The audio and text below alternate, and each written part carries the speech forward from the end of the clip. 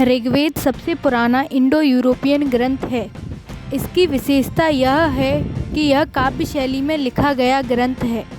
प्रकृति के सौंदर्य व रहस्य का इसमें पूरा वर्णन किया गया है।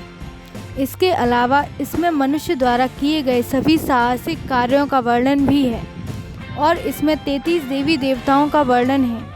इस वेद में सूर्य, उषा तथा अदिति जैसे देवियों का वर्णन किया गया है। इसमें अग्नि को आशीर्ष, अपात, घृतमुख, घृतपृष्ठ, घृतलोम, अर्चलोम तथा ब्रवलोम भी कहा गया है। इसमें इंद्र को सर्वमान्य तथा सबसे अधिक शक्तिशाली देवता माना गया है। और हम इसके बारे में आखिरी बात यह करते हैं कि इससे हमें क्या शिक्षा मिलती है। तो हम जान लें कि इससे हमें यह शिक्षा मिलती है कि समय की धूल सब पर जम जाती है, चाहे वह वेद हो या सर्व विजयी सम्राट व देवता इंद्र ही क्यों न हो। आज इंद्र का इतना ही उपयोग है कि हम अपने नामों में भी उसका उपयोग करते हैं, जैसे कि गजेंद्र, सुरेंद्र, वीरेंद्र, महेंद्र आदि। इसके बाद हम बात करते हैं सामवेद की। सामवेद में गीत संगीत प्रधान है। प्राचीन आर्य द्वारा सामगान किया जाता था। अगर हमें आकार की दृष्टि से देखें तो सामवेद सबसे छोटा वेद है और अगर इसके देवता की बात की जाए तो देवता विषयक विवेचन की दृष्टि से सामवेद का प्रमुख देवता सविता या सूर्य है। इसमें मुख्यतः सूर्य की स्तुति के मंत्र हैं, किंतु इंद्र, सोम का भी इसमें पर्याप्त वर्णन है। भारतीय संगीत के इतिहास के क्षेत्र में सामवेद का महत्वपूर्ण योगदान रहा है। इसे भारतीय संगीत का मूल भी कहा जाता है।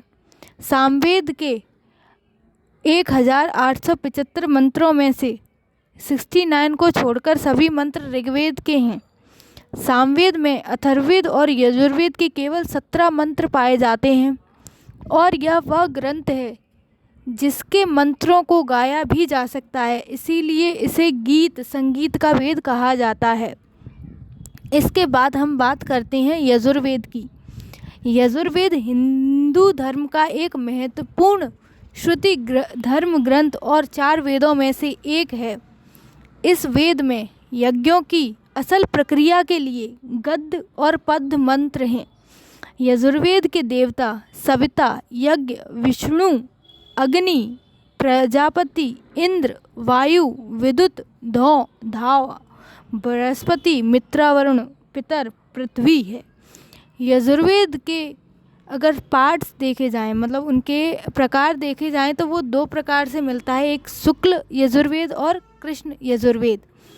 और अगर हम इसके नाम के अर्थ पर ध्यान दें तो यह नाम संस्कृत की जड़ों यजुर से लिया गया था, जिसका अर्थ है पूजा या बलिदान, और वेद का अर्थ ज्ञान। यजुर को कभी कभी बलिदान का ज्ञान के रूप में अनुवादित किया जाता है। इसके बाद हम बात करते हैं अथर्ववेद की।